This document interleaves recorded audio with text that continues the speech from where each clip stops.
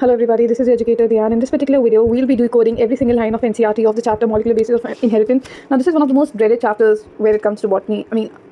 Not a personal favorite for me obviously, but yeah, I will try and ensure that I make this chapter super palatable, super amazing for all of you, and do let me know your experience by the end of this video. So without wasting any further time, let's dive right into it. So as you can already see, I've highlighted some points in advance. So what you all can do is please go fetch your NCERTs and a highlighter and highlight them as I say these lines to you. Alright, let's get started. Now, in the previous chapter, you have learned the inheritance patterns and the genetic basis of such patterns. Now, in the previous chapter, which was Principles of Inheritance and Variation, we have learned about the inheritance patterns, how, traits are inherited from parents to the offspring, and what is the genetic basis. In the genetic basis, what all laws are functioning in the background. Okay? Now, at the time of Mendel, the nature of those factors which are regulating the pattern of inheritance was not clear. Ab Mendel ke time pe, what is the nature of these factors? What are these factors? What are these factors actually made up of? वो clear नहीं था. ठीक है? Over the next 100 years, the nature of the putative genetic material. One second. Over the next 100 years, the nature of the putative genetic material was investigated, culminating in the realization that DNA, which is deoxyribonucleic acid, is the genetic material at least for the majority of organisms. Now, what do we actually mean by this line?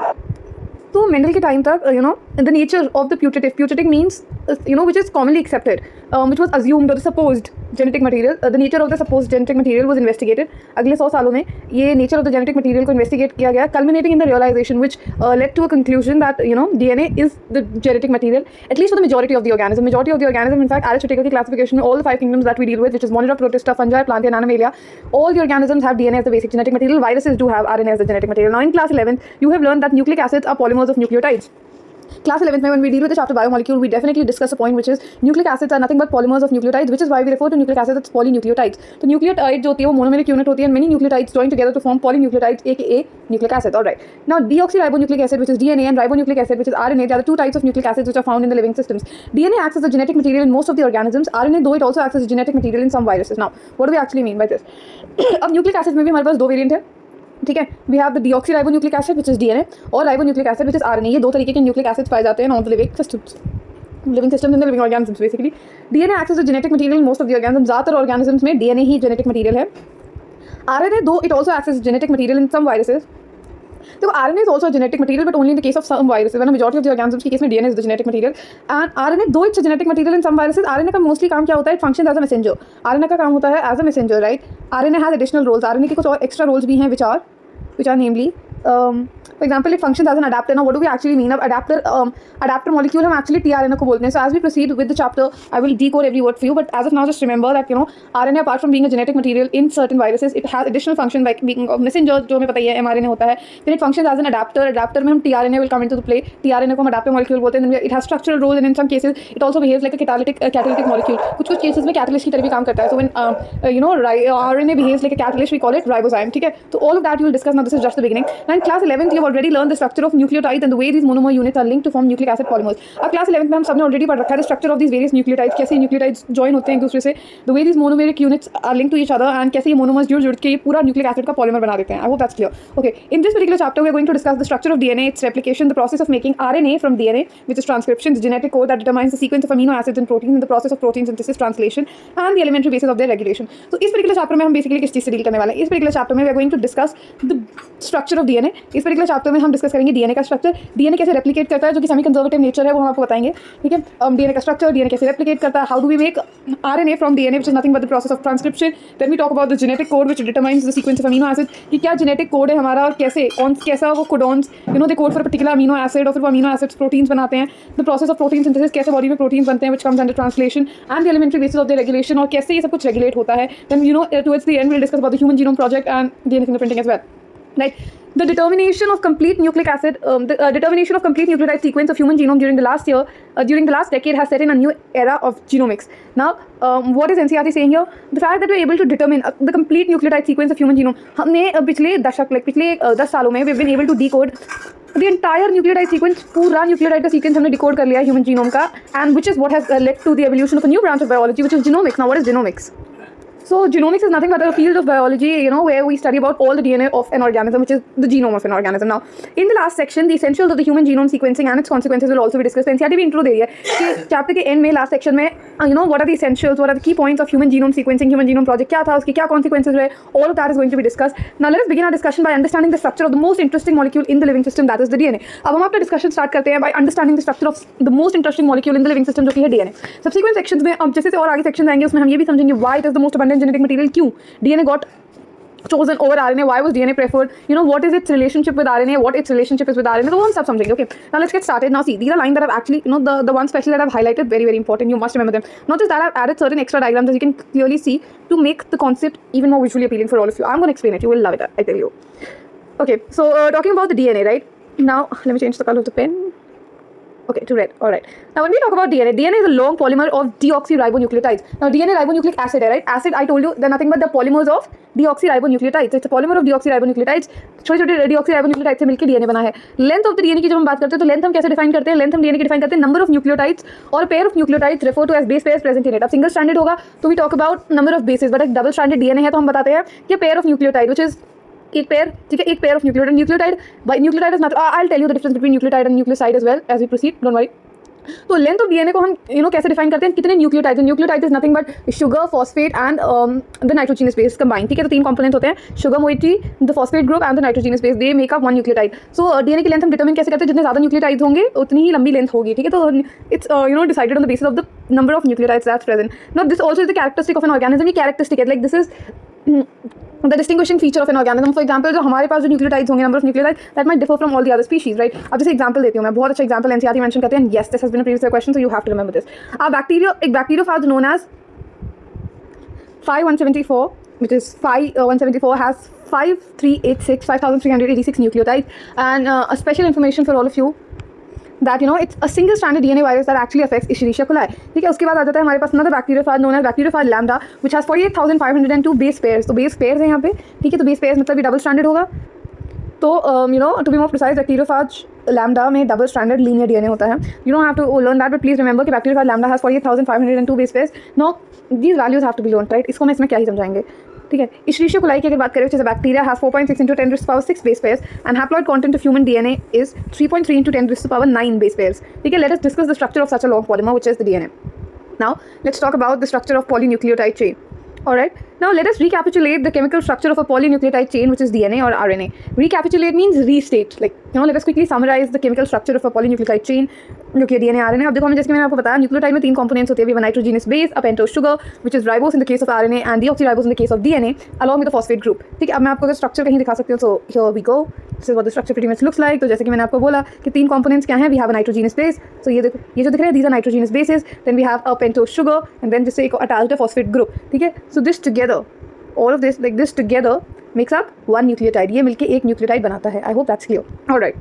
Now, as I was saying, there are 2 types of nitrogenous bases. 2 तरीके के nitrogenous bases होते हैं. ठीक है, एक है हमारे पास प्यूरीन्स, एक आते हैं pyrimidines. ठीक है, एक प्यूरीन्स, एक pyrimidines. तो प्यूरीन्स में आ जाते हैं एडेनिन एंड गोनिन. ठीक है, और pyrimidines में आ जाते हैं साइटोसिन, यूरासिल एंड थाइमिन. ठीक है, नाउ साइटोसिन, इसको अब देखो, एडेनिन एंड गोनिन प्यूरीन्स जो हैं वो तो दोनों में पाए जाएंगे. It will be present in DNA as well as in RNA.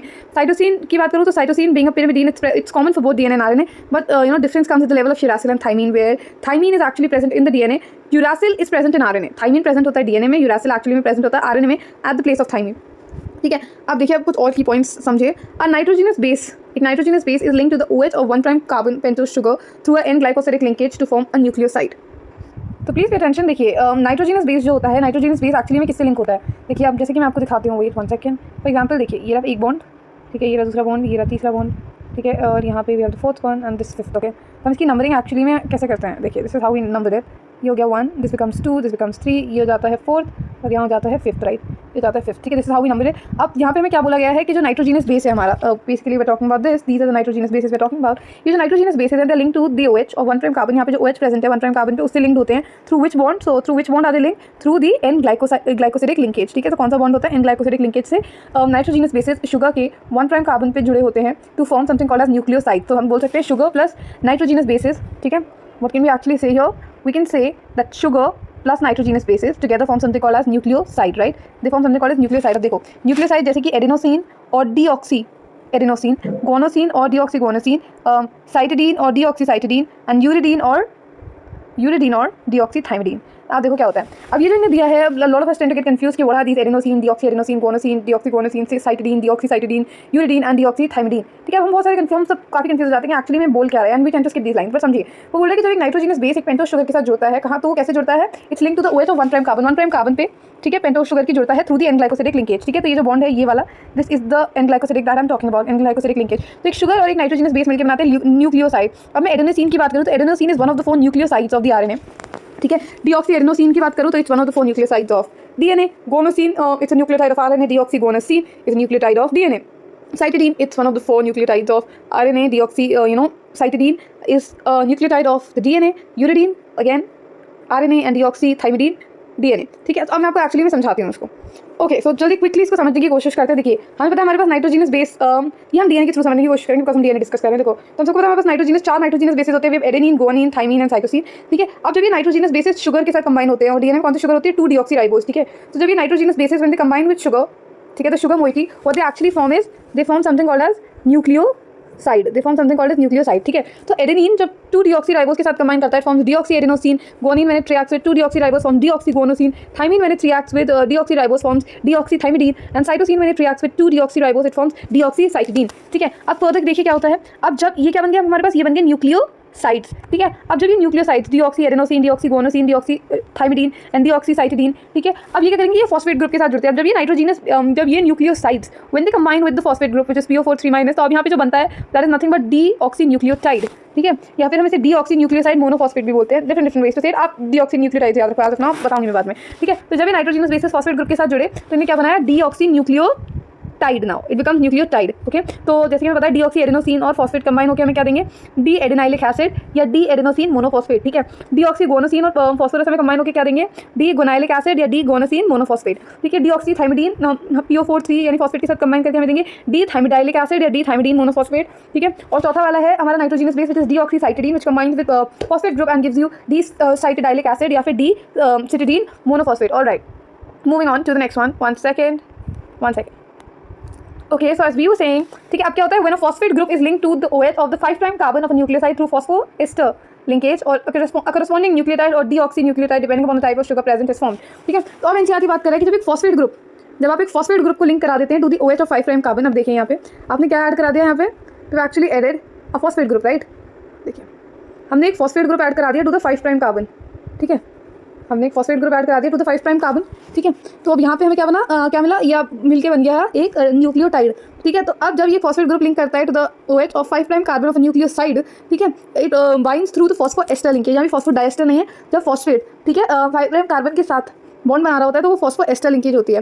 ठीक है, अब देखिए नेक्स्ट, देखो दो nucleotides are link through 3' to 5' phosphodiester linkage. अब देखो दो न्यूक्लियोटाइड्स, ठीक है, जैसे कि one second, I'm sorry guys, God, hold on for a second.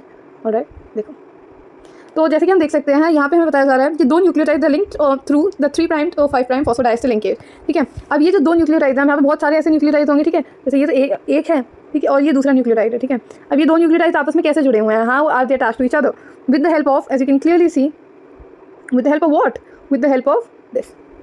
ठीक है, with the help of this they been able to link to each other. ठीक है, तो दो न्यूक्लियोटाइड्स आर लिंक थ्रू 3' से 5', 3', 5' फॉस्फोडाइएस्टर लिंकेज। अब more nucleotides can be joined in such a manner. वैसे ही मैंने तो आपको सिर्फ दो ही दिखाई हैं विजुअल रिप्रेजेंटेशन के लिए।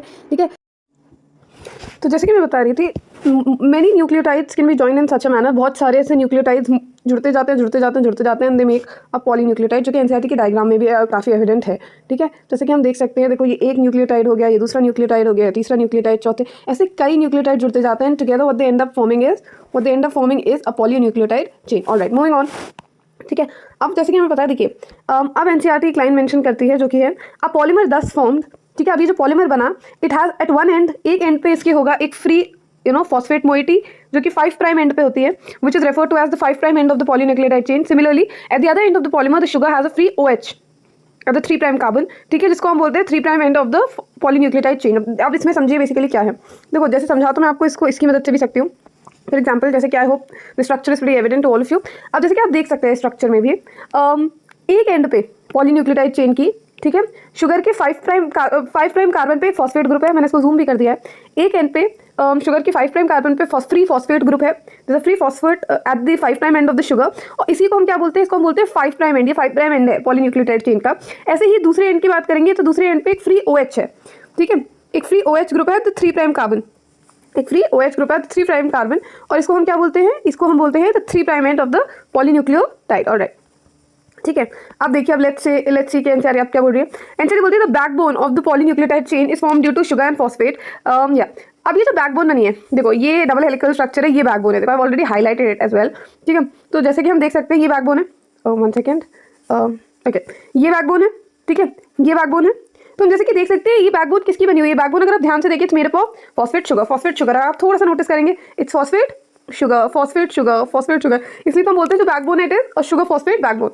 बैकबोन एक्चुअली किसकी बनी हुई है, बैकबोन एक्चुअली बनी हुई है शुगर एंड फॉस्फेट की। I hope that is very very evident and very very clear to all of you. Alright, moving on, ठीक है। आप समझते हैं आगे की चीजें, what does NCERT have to tell us. Okay, अब देखो, अब एनसीईआरटी बोलती है the nitrogenous bases link to sugar moiety project from the backbone. जो नाइट्रोजीनस बेसिस जुड़े हुए हैं शुगर मोइटी के साथ, they project from the backbone, ठीक है।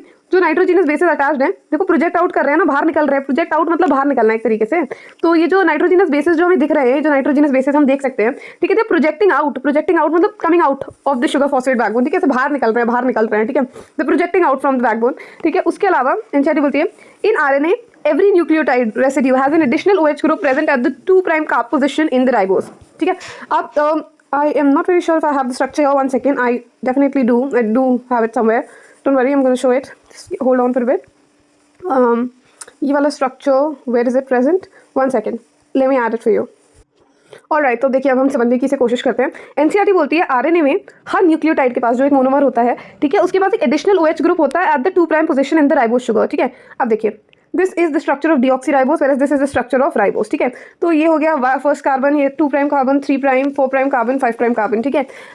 ऐसे ही ये हो गया राइबोस शुगर, ठीक है। This is 1' carbon, this is 2' carbon, this is 3' carbon, this is 4' carbon, this is 5' carbon. तो जैसे कि मैं आपको बता रही हूँ कि आरएनए में, ठीक है, जो राइबोस शुगर होती है उसके 2' कार्बन पे एक फ्री OH ग्रुप होता है। वाई डू आई से कि वो फ्री होता है, बिकॉज देखो थर्ड पोजीशन पे जो OH ग्रुप होता है ना, ये नेक्स्ट न्यूक्लियोटाइड के फॉस्फेट के साथ बॉन्ड बना लेता है। ये जो OH ग्रुप है ये नेक्स्ट न्यूक्लियोटाइड के फॉस्फेट के साथ बॉन्ड बना लेगा, जैसे कि हम आरएनए के सीक्वेंस में देख सकते हैं। If I have it here, 1 second, देखो अगर आप जूम इन करें तो this is the 1' carbon, this is 2', 1 second, okay, एक मिनट, होल्ड ऑन, ठीक है। जैसे कि देखिए ये 1' कार्बन है, ओके 1 सेकंड, ये जूम नहीं होगा, okay hold on guys, just wait, I am doing it for you, ठीक है। देखिए जैसे कि 1' कार्बन है, ये 2' है, ये 3' है, 4', 5', आई hope that was evident, was it not.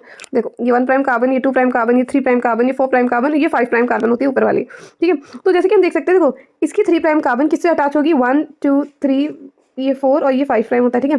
तो ये देखो ये 3' और 5' कार्बन तो बिजी होंगे बॉन्ड फॉर्मेशन में, फॉस्फोडाइएस्टर बॉन्ड फॉर्मेशन में, बट आरएनए के केस में जो 2' पे OH होगा, ठीक है, ये फ्री हो जाएगा, ठीक है, वो तो इन्वॉल्व होगी बॉन्ड फॉर्मेशन में, ठीक है। बट आरएनए के केस में ये जो 2' कार्बन पे OH ग्रुप है, दिस विल बी फ्री, जिसकी वजह, this is also one of the reasons behind the instability of RNA, ठीक है। आप देखिए, तो it has an additional OH group which is present at the 2' position in the ribose sugar. Also in RNA uracil is found at the place of thymine. Also RNA में जो 4 nucleo nitrogenous bases होते हैं adenine, guanine, cytosine and uracil and not thymine. Thymine is found in DNA whereas uracil is found in RNA, ठीक है। तो RNA में uracil पाया जाता है इन प्लेस ऑफ थाइमिन। और एक और बहुत hidden data, this was a previous question, 5-methyl uracil is the another chemical name for thymine. तो अगर आपसे कोई पूछे what is the chemical name of thymine, it's 5-methyl uracil, ठीक है। Alright, moving on. DNA as an acidic structure present in the nucleus was first identified by Friedrich Mischer। तो DNA एक acidic substance है, ठीक है, जो कि nucleus में पाया जाता है। ये पहली बार किसने आइडेंटिफाई किया था, this was identified by a scientist called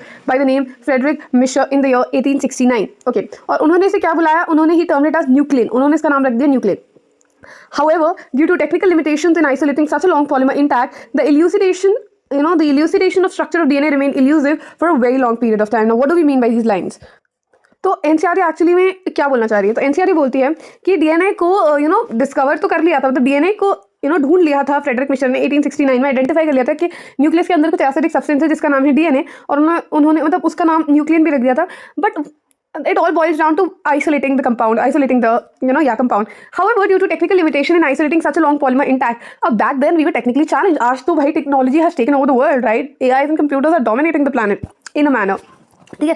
लेकिन back then, this is about 1870s की बात हो रही है, तब तो कितनी ज़्यादा टेक्निकली चैलेंज हम लोग टेक्निकली उस टाइम तो then we can say technically handicap थे, कुछ टेक्नोलॉजी थी ही नहीं। तो because of technical limitation, technical limits की वजह से we were not able to isolate such a long polymer. इतना लंबा पॉलीमर कैसे निकालता है, हमें आज पता है उसका लेंथ है 2.2 मीटर्स। इतना लंबा polymer as it is intact निकालना was quite next to impossible back then. ठीक है, which is why the elucidation of structure of DNA remained elusive for a very long period of time. Elucidation is a fancy word for explanation.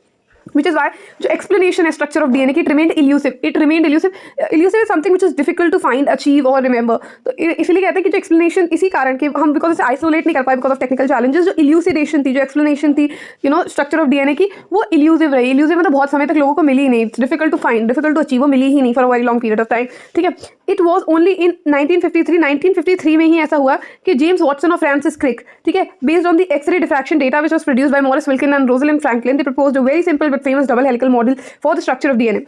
ठीक है, अभी हम कहाँ पे थे, अभी वी वर इन 1869, तो ऑलमोस्ट आप देखिए हम 1953 में पहुंच चुके हैं, ऑलमोस्ट स्पैन ऑफ 100 ईयर्स। ठीक है, ऑलमोस्ट लगभग 100 साल बाद, 100 साल तो नहीं हुआ, I mean mathematically physics, but I am just saying almost, like physics it's almost like a century later. ठीक है, जेम्स वॉटसन और फ्रांसिस क्रिक, ठीक है, दो साइंटिस्ट जेम्स वॉटसन और फ्रांसिस क्रिक ने मॉरिस और विल्किंस, दो साइंटिस्ट थे, मॉरिस विल्किंस और रोजलिंड फ्रैंकलिन, ठीक है, इनने एक्सरे डिफ्रैक्शन से डीएनए का स्ट्रक्चर पता करने की कोशिश की थी। तो एक्चुअली मैं सच बताऊं तो lot of books and I have read articles where they say Maurice Rosalind Franklin the lady, she in a way contributed to the double helical structure of DNA because उसने एक्सरे डिफ्रैक्शन से DNA का structure produce किया था।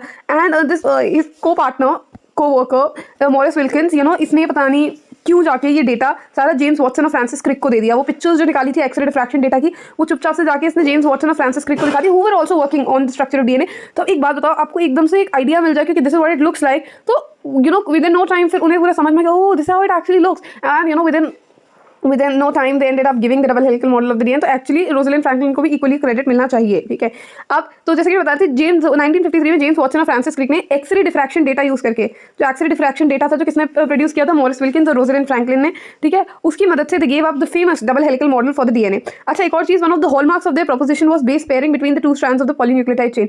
One of the hallmarks मतलब one of the trademarks, one of the highlights, one of the special features double helical model के क्या है, the base pairing, जो दोनों बेसिस के बीच में पेयरिंग होती है। आप देख रहे हैं ना, like as you can clearly see, right, ये जो बेस पेयरिंग है, one second sorry, ये जो बेस पेयरिंग आप देख सकते हैं, राइट, ये जो बेस पेयरिंग है, ठीक है, ये this was one of the highlights, ये क्या थे, वन ऑफ द हाइलाइट्स बन गए थे of the double helical model, one of the greatest achievements था यार ये डबल हेलिकल मॉडल का, ये बेस पेयरिंग सिस्टम। तो one of the hallmarks of there preposition was the base pairing, ठीक है, between the two strands of polynucleotide chain. However, this proposition was also based on the observation of Erwin Chargaff that for a double-stranded DNA, the ratios between adenine and thymine and guanine and cytosine are constant and equals 1. I'll explain it. ठीक है, अब एक hallmark, एक trademark जो था, ठीक है, of the double helical model was the base pairing, जो बेस पेयर्स थे, ठीक है, ये जो बेस पेयरिंग हो रही थी between the two strands of the polynucleotide chain. लेकिन ये प्रोपोजिशन, ये सोच या ये प्रपोजल भी उनने कैसे रखा, on the basis of the observation of Erwin Chargaff. ठीक है, एरविन चारगाफ, जैसे आप देखो एक्सरे डिफ्रैक्शन डेटा की मदद से उन्होंने पूरा स्ट्रक्चर दे दिया, एरविन चारगाफ की ऑब्जर्वेशन की मदद से उन्होंने पूरा बेस पेयरिंग रूल्स दे दिए, which is one of the hallmarks. ठीक है, उसके बाद अब तो एरविन चारगाफ ने एक्चुअली क्या बोला, ये उन्हें सिर्फ डबल स्टैंडर्ड स्ट्रक्चर के लिए डबल स्टैंडर्ड दिया, तो उन्होंने बेसिकली डबल स्टैंडर्ड डीएनए के लिए भी था, बट हम कभी कभी चारगाफ रूल डबल स्टैंडर्ड आरएनए के केस में भी अप्लाई कर लेते हैं, but what he actually gave it for double standard DNA. उन्होंने बोला जो रेशियो है एडेनिन एंड थाइमिन का, ठीक है, एडेनिन प्लस थाइमिन का जो रेशियो है, एडेनिन प्लस थाइमिन का जो रेशियो है, एंड गोनिन प्लस साइटोसिन, ठीक है, और गोनिन प्लस साइटोसिन, ठीक है, ये पहली बात तो ये कांस्टेंट है, ये फिक्स्ड है, ठीक है, और this equals 1, all of this equals 1, ये मिलके क्या हो जाता है, दिस इक्वल्स 1। तो बेसिकली उन्होंने क्या बोला, उन्होंने बोला adenine plus thymine is to guanine plus cytosine, इनका जो रेशियो है दिस इक्वल्स 1। ठीक है, मतलब और अगर मैं इसको यहाँ पे ले जाऊँ तो this would become adenine plus thymine is equal to guanine plus cytosine, यही तो बनेगा। ठीक है, तो इसमें वो क्या कहना चाह रहे हैं, इसमें वो कहना चाह रहे हैं कि जितने इनका जो रेशियो था वो फिक्स था, या रेशियो उनको बोल सकते हैं हम, इनका रेशियो जो था वो एकदम कांस्टेंट था। Alright, moving on. ठीक है, now let's talk about the other details. आप क्या बोलता है, the base pairing confers a very unique property to the polynucleotide chains. जो बेस पेयरिंग सिस्टम है ये this provides a very unique property to the polynucleotide chains of the DNA. The base pairing are said to be complementary to each other, and therefore the sequence of bases in one strand is known, the sequence in the other strand of the complementary strand can be predicted. देखो, base pairing में बहुत एक unique property, बहुत एक कहते हैं ना जैसे कि दाल में तड़का लगा दो तो एक अलग ही स्वाद आ जाता है, ऐसे बेस पेयरिंग ने एक अलग फ्लेवर दे दिया to the whole concept of DNA. ठीक है, अब हम क्या बोलते हैं, तो बेस पेयर्स होते हैं दोनों, these base pairs are said to be complementary to each other, ये कॉम्प्लीमेंट्री होते हैं, मतलब एडेनिन के साथ एक पर्टिकुलर नाइट्रोजिनस बेस के साथ दूसरा पर्टिकुलर नाइट्रोजिनस बेस ही बॉन्ड बना सकता है, ठीक है। तो जैसे कि एडेनिन के साथ सिर्फ थाइमिन कंबाइन कर सकता है और गुआनिन के साथ सिर्फ साइटोसिन कंबाइन कर सकता है। तो अगर हमें ये पता है, and therefore if the sequence of bases in one strand is known, अगर हमें एक स्ट्रैंड पे न्यूक्लियोटाइड सीक्वेंस पता हो, if the sequence of bases in one strand is known, अगर हमें एक स्ट्रैंड पे नाइट्रोजनस बेसिस का सीक्वेंस पता हो तो हम कॉम्प्लीमेंट्री स्ट्रैंड पे क्या सीक्वेंस होगा नाइट्रोजनस बेसिस का वो प्रेडिक्ट कर सकते हैं। बिकॉज हमें पता है, अगर मान लो इस स्ट्रैंड पे let's say A T G है, ठीक है, तो हमें पता है ए टी के साथ ही पेयर कर सकता है, ए के साथ ही जी जो है उसी के साथ ही, तो हम कॉम्प्लीमेंट्री स्ट्रैंड का जो सीक्वेंस है वो प्रेडिक्ट कर सकते हैं, राइट। ओके, तो बिल्कुल वही कहा। देखिए जैसे कि मैं आपको बताती हूँ, आई will explain it better with the help of an example, ठीक है। अब देखिए जैसे कि let's say I am talking about this particular strand, मैं इस पर्टिकुलर स्ट्रैंड की बात कर रही हूँ, ठीक है। I am talking about this particular strand, ठीक है, and I will ask you to identify predict the sequence of this particular strand. तो अब देखिए हम क्या कर रहे हैं। अब बेसिकली जैसे कि आप देख सकते हैं, देखिए ऑलराइट, तो लेट्स से मैं अगर स्ट्रैंड की बात करूँ, इस स्ट्रैंड पे लेट्स से मेरे पास नाइट्रोजनस बेसिस का सीक्वेंस है ए जी सी ए टी। तो जैसे कि मैंने आपको बताया, एडेनिन सिर्फ थाइमिन के साथ पेयर करता है, गुआनिन सिर्फ साइटोसिन के साथ, तो उसी हिसाब से कॉम्प्लीमेंट्री बेस, तो जो उसकी कॉम्प्लीमेंट्री स्ट्रैंड होगी इसमें क्या होगा, ए के साथ टी होगा, ठीक है, जी के साथ हमेशा सी होगा, सी के साथ हमेशा जी होगा, ए के साथ हमेशा टी होगा, टी के साथ हमेशा ए होगा। तो if we know the sequence of nitrogenous bases in one strand, we'll be able to predict the sequence of nitrogenous bases on the complementary strand. I hope that is clear to all of us. All right. ठीक है, not just that, उन्होंने कुछ और भी postulates दिए हैं, let us go through them. Okay, अब उन्होंने बोला also if each strand from DNA, let us call it a parental strand, acts as a template for the synthesis of a new strand, the double stranded DNA, let us call as the daughter DNA thus produce would be identical to the parental DNA molecule. अब देखो, अब ये ना यहाँ पे वो कहीं ना कहीं उन्होंने कोई धप्पा करके हमें सेमी कंजर्वेटिव नेचर का एक इंट्रो दे दिया है कि बट लॉट ऑफ अस हमें समझ ही नहीं आता है, we just move on with it. Also if each strand from DNA, let us call it a parental DNA. Also अगर हम ईच स्ट्रैंड ऑफ डीएनए की बात करें, लेट अस अगर हम ईच स्ट्रैंड की बात करें, इस वाले स्ट्रैंड की भी, सॉरी मैंने इनको खोल दिया है, ठीक है। अगर हम ईच स्ट्रैंड की बात करें, ईच स्ट्रैंड फ्रॉम डीएनए और let us call it as a parental DNA, ठीक है। अब इसको हम पेरेंटल डीएनए बुला रहे हैं, पेरेंटल स्ट्रैंड है। This acts as a template for the synthesis of a new strand. ये एक टेम्पलेट की तरह काम करती है। टेम्पलेट मतलब एक मॉडल, एक सैंपल की तरह काम करती है for the synthesis of a new strand, ठीक है। This acts as a template, ये टेम्पलेट की तरह काम करती है for synthesising a new strand. The double stranded DNA, let us call them as daughter DNA, ठीक है। तो ये जो टू स्ट्रैंडेड, ये जो दो स्ट्रैंडेड डीएनए है, ठीक है, जो बना, ठीक है, उसको हम डॉटर डीएनए बोलते हैं। This would be identical to the parent DNA molecule. तो आई एक्सप्लेन इट कि देखो ये कहाँ होता है, I will explain it as it is. मैं बाद में भी ये पॉइंट आएगा जहाँ पे वे we actually speak about the semi conservative nature. तो देखो, this is the double stranded DNA, ठीक है, लेट मी एक्सप्लेन इट। ये डबल स्ट्रैंडेड डीएनए है, येलो वाला ध्यान रखना। तो ये जो दो स्ट्रैंड्स हैं, ठीक है, इन्हें मैंने सेपरेट कर लिया और ये दो strands they will act as a template strand, मतलब सैंपल की तरह काम करेंगी, ठीक है, और इन्हें हम पेरेंटल स्ट्रैंड्स बोलते हैं, ठीक है। अब इनसे कॉम्प्लीमेंट्री स्ट्रैंड्स बनेंगी, जैसे एक ये स्ट्रैंड बनी और ये दूसरी स्ट्रैंड बनी, ठीक है। ये जो दो कॉम्प्लीमेंट्री स्ट्रैंड्स बनी, ये क्या हो जाएंगे, late us call them the daughter strands, ठीक है। तो इससे जाके क्या होगा, इससे आगे जाके अब जब ये कंबाइन होंगी और ये कंबाइन होंगी, that will lead to the formation of two DNA molecules. तो वही एनसीईआरटी ने समझाने की कोशिश की है through these lines. All right, moving on, let us see अब एनसीईआरटी क्या बोलती है। I hope I have been able to decode all of it very nicely and very precisely to all of you. Now, because of this, the genetic implications of the structure of DNA became very clear. Because of all of this, the genetic implications, genetic or implications, genetic facts of the structure of DNA बहुत clear और बहुत evident हो गए. The salient features of the double helical structure of DNA are as follows. Salient मतलब क्या होता है? Salient मतलब मोस्ट इंपॉर्टेंट एंड नोटिसेबल, सबसे ज़्यादा इंपॉर्टेंट और सबसे noticeable features of the double helical structure of DNA are as follows, ठीक है। क्या क्या है वो फीचर्स? पहला है the DNA is made up of two polynucleotide chains, ठीक है। डीएनए दो पॉलीन्यूक्लियोटाइड चेन्स की बनी है, where the backbone is constituted by sugar phosphate and the bases project inside. तो हम सबको पता है कि डीएनए एक्चुअली में दो पॉलीन्यूक्लियोटाइड चेन्स की बनी है, ठीक है। ये रही एक पॉलीन्यूक्लियोटाइड चेन, एक मिनट, ये रही एक पॉलीन्यूक्लियोटाइड चेन, ये रही एक polynucleotide chain, it's made up of two polynucleotide chain. तो polynucleotide chains, the backbone is constituted by sugar phosphate, और ये पॉलीन्यूक्लियोटाइड चेन्स बनी किसकी हैं? They are actually made up of sugar and phosphate, जैसा कि हम क्लियरली देख सकते हैं। उसके बाद बोलता है the basis of project inside, basis होते हैं वो इनसाइड अंदर की तरफ प्रोजेक्टेड है, देखो बाहर की तरफ नहीं, द प्रोजेक्टेड इनवर्ड्स, अंदर की तरफ द प्रोजेक्टेड इनवर्ड्स, ठीक है। The bases project inside, alright. Point number 2, the two chains have anti-parallel polarity. It means if one chain has the polarity from 5 prime to 3 prime, the other hand has 3 prime to 5 prime, ठीक है। अब यहाँ पे ना DNA के case में anti-parallel polarity का concept है। anti-parallel polarity का मतलब है अगर एक स्ट्रैंड, ठीक है, let us say this one, अगर ये वाली स्ट्रैंड की मैं बात करूँ, तो अगर ये स्ट्रैंड 5 प्राइम से 3 प्राइम है, ठीक है, अगर ये स्ट्रैंड 5 प्राइम से 3 प्राइम है, तो जैसे कि हम देख सकते हैं, ठीक है, ये वाली स्ट्रैंड देखो यहाँ पे 5 प्राइम एंड से 3 प्राइम एंड पे है, ठीक है। तो जो कॉम्प्लीमेंट्री स्ट्रैंड होगी वो 3 प्राइम, देखो 3 प्राइम पे फ्री OH होता है ना, 3 प्राइम एंड पे फ्री OH होता है, 5 प्राइम एंड पे फ्री फॉस्फेट ग्रुप होता है। तो दूसरी स्ट्रैंड पे, कॉम्प्लीमेंट्री स्ट्रैंड पे एंटी पैरेलल पोलैरिटी होगी, मतलब अगर एक स्ट्रैंड 5 प्राइम से 3 प्राइम है, तो दूसरी स्ट्रैंड 3 प्राइम से 5 प्राइम होगी। That's what it actually means, ठीक है। कि it means that if one strand has the polarity 5 prime to 3 prime, अगर एक स्ट्रैंड 5 प्राइम से 3 प्राइम है तो जो दूसरी स्ट्रैंड होगी वो 3 प्राइम से 5 प्राइम होगी। Alright, the bases in the two strands are pair through hydrogen bonds, और जो बेसिस हैं दोनों स्ट्रैंड्स में उनकी पेयरिंग कैसे हो रखी है? थ्रू हाइड्रोजन बॉन्ड्स, वो हाइड्रोजन बॉन्ड से पेयर हो रखे हैं। Okay, and they form base pairs, ठीक है। तो ये जो दो बेसिस हैं bonded through hydrogen bond, they form a base pair. देखो अब ये जो दो बॉन्ड्स हैं, ठीक है, मैं इसी में अभी आपको बताती हूँ, इसी के थ्रू एक्सप्लेन करने की कोशिश करती हूँ। ये जो दो बॉन्ड्स हैं, जैसे कि मैं आपको दिखा सकती हूँ, ये जो दो बॉन्ड्स हैं, ठीक है, दे बॉन्डेड थ्रू, ये जो दो बॉन्ड्स हैं नाइट्रोजनस बेसिस के बीच में, ये you know they bonded through hydrogen bond, और ये मिलकर क्या बनाता है? एक बेस पेयर। फॉर एग्जांपल ये एक बेस पेयर है, ठीक है, ये एक बेस पेयर है। ओके, तो जैसे कि मैं बता रही थी, जो दो base the bases in the two strands, जो बेसिस हैं दोनों स्ट्रैंड्स में, वो पेयर होते हैं through hydrogen bond and they form one base pair. याद रखिएगा कुछ की पॉइंट्स की, adenine will always form you know two hydrogen bonds with thymine.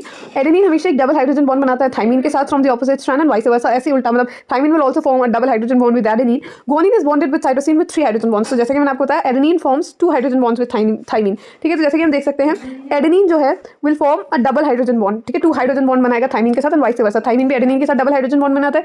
In the same way guanine is bonded with cytosine with 3 hydrogen bonds, ठीक है। Guanine जो है, guanine की अगर मैं बात करूं तो guanine is bonded with cytosine with 3 hydrogen bonds. Guanine जो है वो साइटोसिन से कैसे जुड़ा हुआ है? With the help of 3 hydrogen bonds. Alright, ठीक है, moving on. As a result याद रखिएगा, always purine comes opposite to a pyrimidine, इसलिए याद रखिएगा कि प्यूरिन के ऑपोजिट हमेशा पिरिमिडीन आता है। जैसे कि मैंने आपको बताया था, ठीक है, ड्यूरिंग द बिगिनिंग, कि प्यूरिन क्या होते हैं? ANG are purines, ANG are purines and cytosine and thymine they are pyrimidines, ठीक है। ANG प्यूरिन होते हैं, cytosine and thymine are pyrimidines. तो जैसे कि हमने बताया कि एक प्यूरिन हमेशा एक पिरिमिडीन के साथ ही बेस बनाएगा। तो देखो ये एक प्यूरिन हो गया, purine will always you know pair with the pyrimidine, ये भी एक प्यूरिन हो गया, will always pair with the pyrimidine. तो प्यूरिन हमेशा पिरिमिडीन के साथ ही, प्यूरिन हमेशा पिरिमिडीन के साथ बॉन्ड बनाएगा, ठीक है। This will generate approximately uniform distance between the two strands. अब इसकी वजह से क्या हो जाएगा? एक ऑलमोस्ट यूनिफॉर्म सा डिस्टेंस हो जाएगा बिटवीन द टू स्ट्रैंड्स, ठीक है। बिकॉज एक पिरिमिडीन हमेशा एक प्यूरिन के साथ बॉन्ड बना रहा है, एक प्यूरिन हमेशा पिरिमिडीन के साथ बॉन्ड बना रहा है, इसलिए जो डिस्टेंस है बिटवीन द टू स्ट्रैंड्स, जैसे कि हम देख सकते हैं, जो देखो ये दो स्ट्रैंड्स हैं, इनके जो बीच में डिस्टेंस है ये ऑलमोस्ट कॉन्स्टेंट हो जाएगा, ये almost this will be almost equal, ठीक है। अब याद रखिएगा, अब और इंपॉर्टेंट की पॉइंट्स आते जा रहे हैं on your way. The two strands are coiled in a right handed fashion. जो दो स्ट्रैंड्स हैं, हम जैसे कि देख सकते हैं, अभी इसको हम इस डायग्राम से समझते हैं। जो दो स्ट्रैंड्स हैं, they are coiled in a right handed helix, right handed fashion में। अगर आप ऐसे अपने थंब को लें और अपने हैंड को ऐसे राइट की तरफ टिल्ट करें तो ये right hand you know right hand fashion में कॉइल्ड है दोनों चेन्स, ठीक है, DNA की।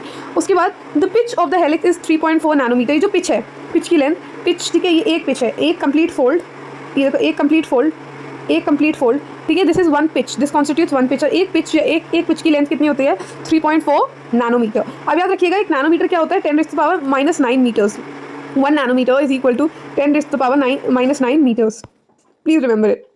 एंड देयर आर रफली 10 base pairs in each pitch, ठीक है। और जैसे कि देख सकते हैं, मैं तो नंबर भी कर रखा है, रफली कितने यू नो बेस पेयर्स हैं? देयर आर 10 बेस पेयर्स, ठीक है। दो होंगे, दो स्ट्रैंड है तो एक नाइट्रोजनस बेस इधर इधर, तो हम बेस पेयर बोलते हैं डबल स्ट्रैंड के केस में। ये 1 2 3 4 5 6 7 8 9 10, there are total 10 base pairs, ठीक है, in each pitch. Alright, moving on. The distance between a base pair in the helix is approximately 0.34 nanometre.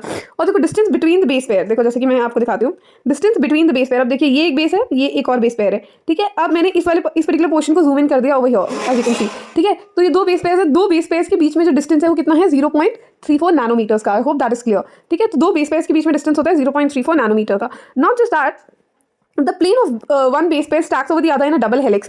Plane of one base pair, ठीक है, एक base pair will stack over the other in a double helix, ठीक है। एक base pair दूसरे के ऊपर है in a double helix, and this in addition to hydrogen bonds will confer the stability of the helical structure, ठीक है। एक बेस दूसरे के ऊपर है, देखो at an angle of 36 degree, ठीक है। जैसे देखो ये एक बेस पेयर है, तो ये जो दूसरा बेस पेयर है ये इसके ऊपर है, stacking over the other base pair, ठीक है, at an angle of 36 degree. 36 degree का टिल्ट है, ऐसे टिल्ट कर करके ही तो it's which is what is giving rise to this double helical structure. मतलब जैसे कि मैं आपको समझाती हूँ, I try to explain it, कि देखो अगर एक बेस पेयर इधर है तो जो इसके ऊपर वाला बेस पेयर है उससे थोड़ा 36 डिग्री के एंगल पे है, जो उसके ऊपर है वो थोड़ा सा और 36 डिग्री के एंगल पे है, जो उसके ऊपर है वो और थोड़ा सा 36 डिग्री के एंगल पे है, जिससे ऊपर है वो और थोड़ा 30, which is what is actually giving the rise to the double, you know, तभी तो हेलिकल स्ट्रक्चर बनेगा, ठीक है। अगर if they constantly stacked one over the other तो ये हेलिकल स्ट्रक्चर कैसे बनेगा? तो you know they are stacked one over the other at an angle of 36 degree, ठीक है। Alright, now let's discuss the other points. Compare the structure of purines and pyrimidines. Can you find out why the distance between the two nucleotide chains in a DNA remains constant? Now अब हम क्या करेंगे, अब हम compare करेंगे structure of purines को structure of pyrimidines से. तो जैसे कि हम देख सकते हैं, okay one second, structure of purines को स्ट्रक्चर ऑफ pyrimidines से where did I drew that diagram. हम देखो ये रहा हमारे प्यूरिन्स राइट हैंड साइड पे, जैसे कि आप देख सकते हैं ये रहे अपने purines. these are purines, let me write them down for you. और ये रहे हमारे pyrimidines. क्या आप इनके स्ट्रक्चर देखिए कुछ बता सकते हैं? The difference between purines and pyrimidines.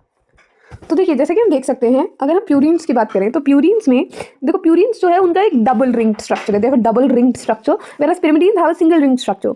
और नॉट जस्ट दैट, ये तो मैंने सिर्फ आपको ऐसे ही बस बनाया है, और मतलब ये तो एक सिंपल पिक्चर है. अगर हम एक्चुअल स्ट्रक्चर देखेंगे तो प्यूरिन्स के केस में they have 4 nitrogen atoms in the 9-membered ring, ठीक है, in the combined 9-membered ring. और इसके केस में pyrimidines के केस में 2 nitrogen atoms. Let me see if I have the detail diagram, I am going to show it to you.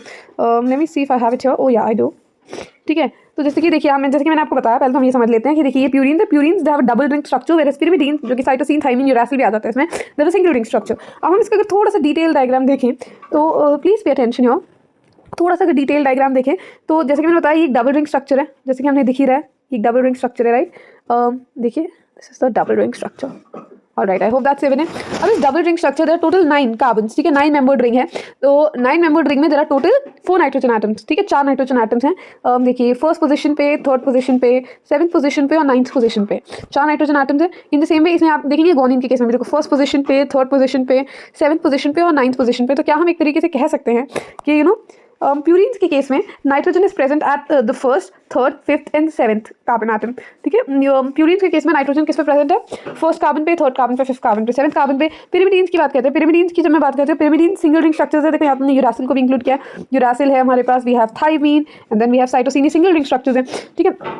इनमें they contain 2 nitrogen atoms, एक तो first position पर, एक थर्ड पोजीशन पे, ठीक है. फर्स्ट पोजीशन पे, थर्ड पोजीशन पे, फर्स्ट पोजीशन पे, थर्ड पोजीशन पे. तो pyrimidines के केस में, ठीक है, pyrimidines actually contain nitrogen at the first position and the third position, ठीक है. तो I hope the difference between the two is absolutely clear to everybody who is present. Alright, moving on.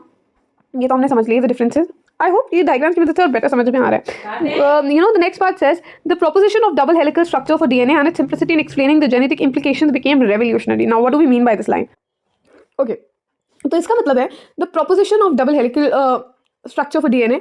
Proposition मतलब होता है idea. ये जो पूरा idea था डबल हेलिकल स्ट्रक्चर का डीएनए के, और उसकी जो सिंप्लिसिटी, उसकी जो सादगी थी in explaining the genetic implications means the possible conclusions that can be drawn as result of something, ठीक है.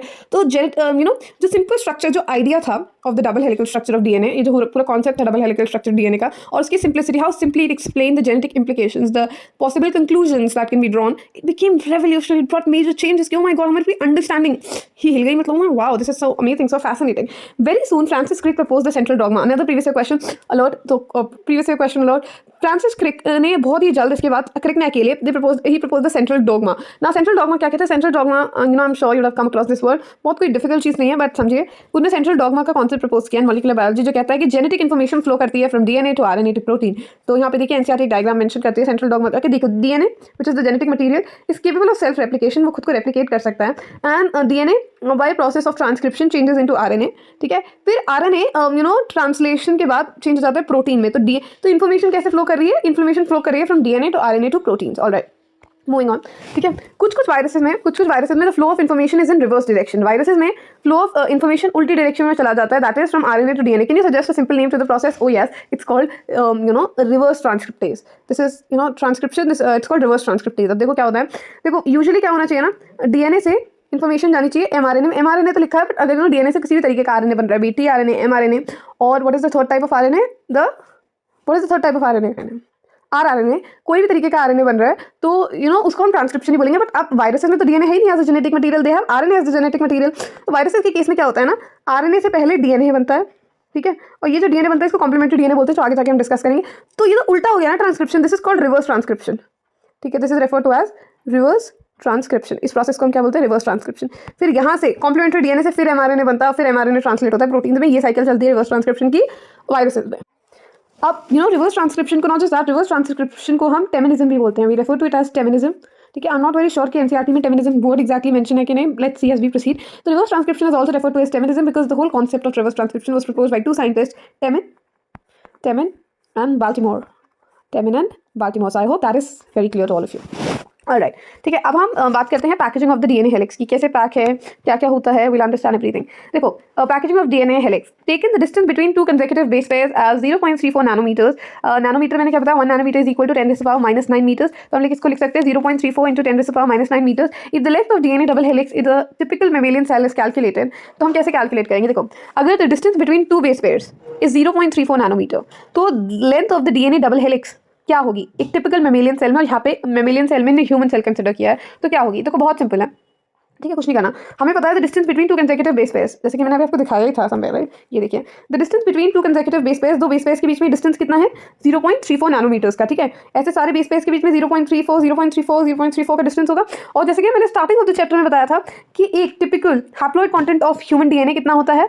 6.6 इंटू 10⁻⁹ बेस पेयर्स, ठीक है। तो उतने बेस पेयर्स हैं, एक दो बेस पेयर्स के बीच में डिस्टेंस है 0.34 नैनोमीटर, तो टोटल डिस्टेंस कितना आ जाएगा? तो how do we calculate it? You multiply the total number of base pairs, जो कि है 6.6 इंटू 10⁻⁹ बेस पेयर्स, ठीक है। You multiply the total number of base pairs which are present in the DNA with the distance between the two consecutive base pairs, ठीक है। तो क्या आ जाएगा? तो total number of base pairs कितने हैं? पहले 6.6 इंटू 10⁻⁹ बेस पेयर्स का मल्टीप्लाई करो आप 0.34 into 10⁻⁹ 0.34 into 10⁻⁹ meter, sorry, per base pair. Then the length comes out to be approximately 2.2 meters. अरे अगर थोड़ा सा कॉम्प्लिकेटेड हो रहा है समझने में तो आई विल एक्सप्लेन इट। देखो, हमें यहाँ पे बोला है हमें लेंथ निकालनी है of the entire DNA, human DNA की लेंथ कितनी होगी, तो कैसे निकालेंगे? देखो, हमें पता है दो बेस पेयर्स के बीच में ऐसे बेस पेयर्स होते हैं, राइट, एक डबल स्ट्रैंडेड हेलिक्स में, ठीक है। दो बेस पेयर्स के बीच में जो डिस्टेंस है दैट इज 0.34 नैनोमीटर्स, ठीक है। 0.34, 1 सेकेंड, 1 मिनट, कितना होता है डिस्टेंस? 0.34 नैनोमीटर्स, ठीक है। अब हम ये पूरी लेंथ कैसे निकालेंगे? अगर हमें पता चल जाए टोटल कितने बेस पेयर्स हैं, ठीक है, मान लो 1 2 3 4, इसकी टोटल कितने बेस पेयर्स हैं, what is the distance between those base pairs, उन दोनों को मल्टीप्लाई कर देंगे, विल गेट द आंसर। अब मैंने बताया था आपको 1 nanometre is equal to 10⁻⁹ meter, तो ये हो जाएगा 0.34, इसको ऐसा यूनिट में कन्वर्ट करो, 0.34 इंटू 10⁻⁹ मीटर्स। और टोटल एक, बिकॉज हम एक टिपिकल मेमेलियन सेल में भी ह्यूमन सेल कंसिडर करें, ह्यूमन सेल में कितने बेस पेयर्स होते हैं? इट्स 6.6 इंटू 10⁻⁹ बेस पेयर्स, ठीक है।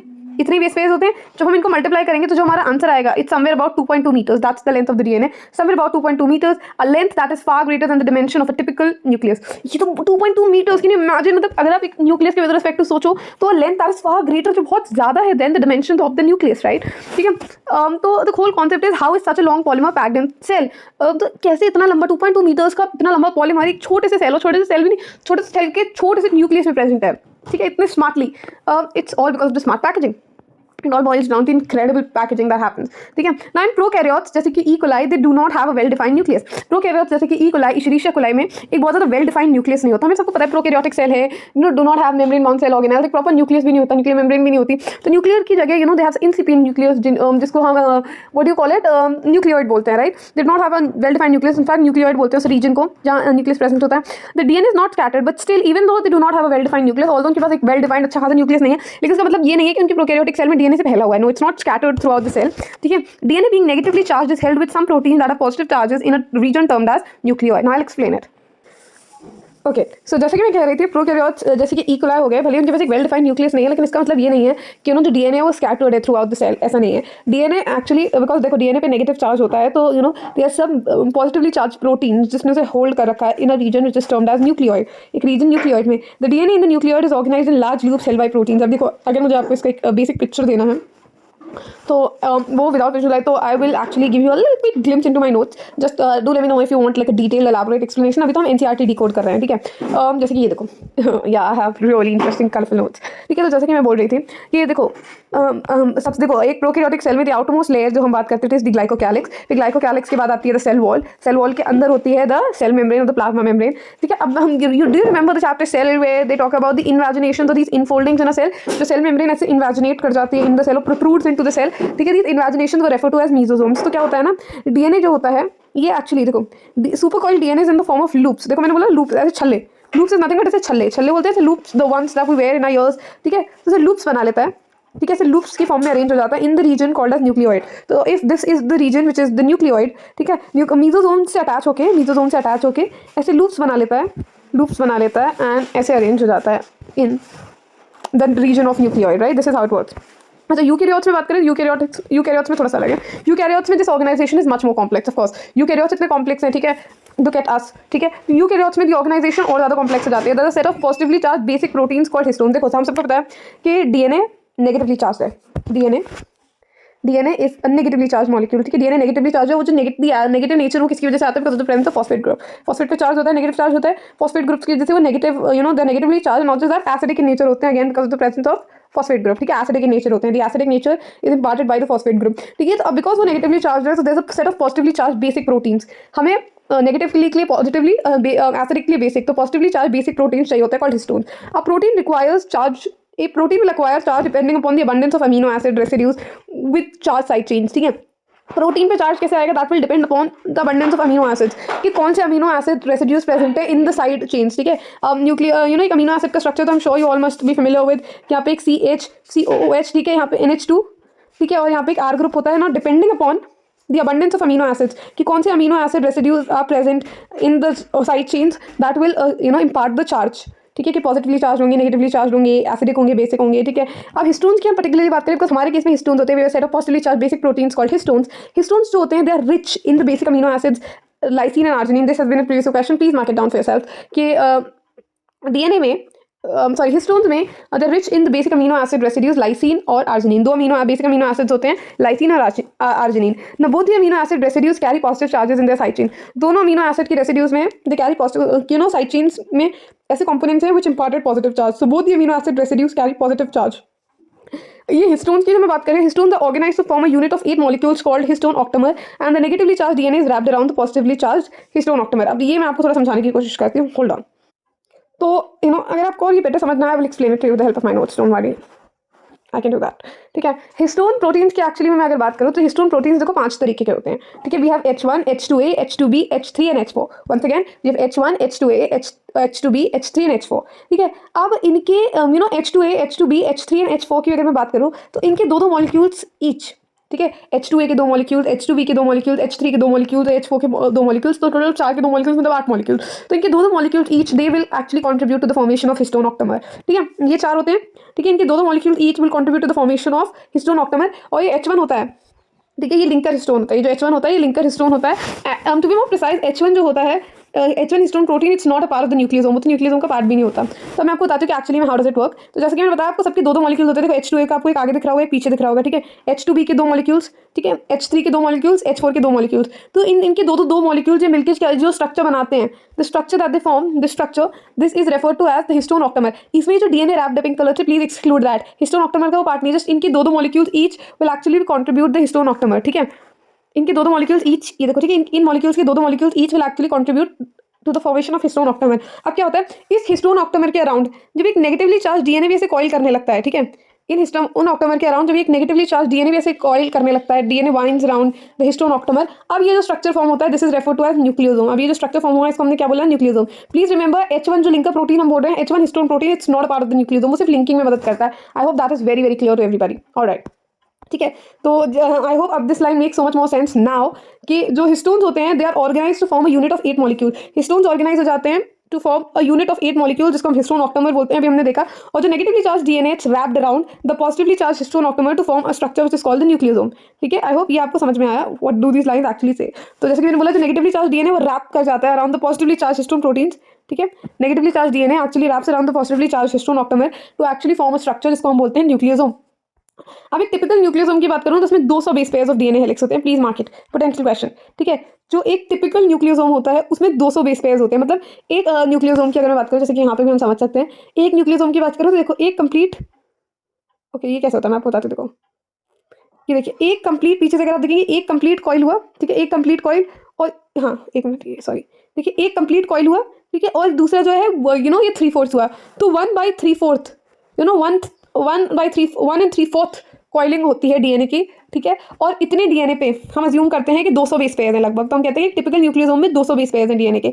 Nucleosome constitutes the repeating units of a structure in the nucleus called chromatin. Nucleosomes क्या होते हैं, nucleosome they are the repeating units of a structure in the nucleus which is called chromatin. Nucleosomes repeating units है एक structure की, जिसको हम बोलते हैं क्रोमैटिन। देखो, तो अगर मैं आपको इसको समझाना चाहूँ डायग्राम से, I have brought diagrams and visuals and I promise to make this super fun for all of you, ठीक है। तो देखो, जैसे मैंने बताया डबल हैंड, देखो ये डीएनए हेलिक्स है, ठीक है, ये डीएनए हेलिक्स है। DNA helix is bound around histone octamer, और ये जो पूरी यूनिट है क्या बोला कहलाई जाएगी, दिस इज द न्यूक्लियोसोम। अब जैसे कि मैंने बताया, nucleosome are the repeating units, ये रिपीटिंग यूनिट्स हैं एक स्ट्रक्चर की, देखो रिपीट हो रही है ना बार, ये रिपीटिंग यूनिट्स हैं एक स्ट्रक्चर की, and this structure is referred to as the chromatin fibre. तो बार रिपीटिंग यूनिट्स है, repeating themselves constantly to form a structure called the chromatin fibre. तो they are actually the repeating units of a structure which is called the chromatin fibre. ठीक है, what are chromatin fibres? Chromatin are actually thread like stain colour bodies. Chroma means colour होता है, ठीक है। तो ये thread like धागे जैसी कलर्ड बॉडीज होती हैं seen in the nucleus. Nucleosome in chromatin, जो न्यूक्लियोसोम्स होते हैं क्रोमैटिन में, these nucleosomes in the chromatin the seen as beads on a string. ठीक है, when they viewed under the microscope. ठीक है, एक इलेक्ट्रॉन माइक्रोस्कोप से पिक्चर जो ली गई, तो ये देखो कैसे अपीयर कर रहे हैं, these are nucleosomes, they are appearing like beads on a string. हमें ऐसा लग रहा है ना कि एक धागे पे ऐसे मोतियां लगे हुए हैं, मोतियों की माला जैसे लग रहा है, तो they are appearing like beads appear on a string। तो beads on a string structure when they are viewed under the microscope। तो न्यूक्लियोसोम्स जो क्रोमैटिन में होते हैं seen as beads on a string। तो जैसे कि हम अगर यहाँ पे भी देखें तो ऐसा लग रहा है ना एक धागा है, और अगर थोड़ा सा यहाँ पे देखें लो लेवल पैकेजिंग में, देखो यहाँ की तरफ, तो यहाँ पे एक धागा है और धागे पे ऐसे मोती लगे हुए हैं, तो beads on a string structure वाली अपीयरेंस आती है। ठीक है, theoretically how many such beads और nucleosomes do you imagine are present in a mammalian cell? आपको क्या लगता है कितनी ऐसी beads या कितने nucleosomes are present in a mammalian cell? What do you think? Okay, so देखिए आप समझिए, आप जैसे कि क्वेश्चन पूछा है कि कितने न्यूक्लियोसोम्स प्रेजेंट होते हैं मेमेलियन सेल में, the answer is 33 million nucleosomes. 33 million ऐसे, ठीक है, 33 मिलियन। अब देखो कैसे निकाला, अगर आप थोड़ा सा लॉजिक लगाएं, whatever we have discuss so far, उसी के बेसिस पे अगर आप थोड़े कंक्लूजन्स लें, तो हमें पता है कि एक मेमेलियन सेल में कितने बेस पेयर्स थे? वी हैड 6.6 × 10⁻⁹ बेस पेयर्स, इतने बेस पेयर्स थे। ठीक है, एक न्यूक्लियोसोम की बात करूँ, एक न्यूक्लियोसोम में हमने पढ़ा somewhere about 200 base pairs of DNA helix होते हैं। ठीक है, एक न्यूक्लियोसोम में 200 बेस पेयर्स होते हैं डीएनए के। ठीक है, तो अगर मुझे नंबर ऑफ न्यूक्लियोसोम्स निकालने हैं, तो total number of base pairs, total कितने बेस पेयर्स हैं, डिवाइड बाय एक न्यूक्लियोसोम में कितने होते हैं, जो कि होते हैं 200 बेस पेयर्स। जब मैं दोनों को डिवाइड कर दूंगी, the answer that I and up getting will give me the correct answer. तो अब देखो अब आंसर क्या आता है। ठीक है, अब इस 200 को let me right it down in a better way. ठीक है, 2 × 100 लिख सकती हूँ, 2 × 100 मतलब 10⁻²। ठीक है, 2 × 1 = 2, ये हो गया 3.3। ठीक है, 10⁻², ऊपर गया, ये बन जाएगा 9 - 2 मतलब 10⁻7, तो जाएगा 3.3 × 10⁻7।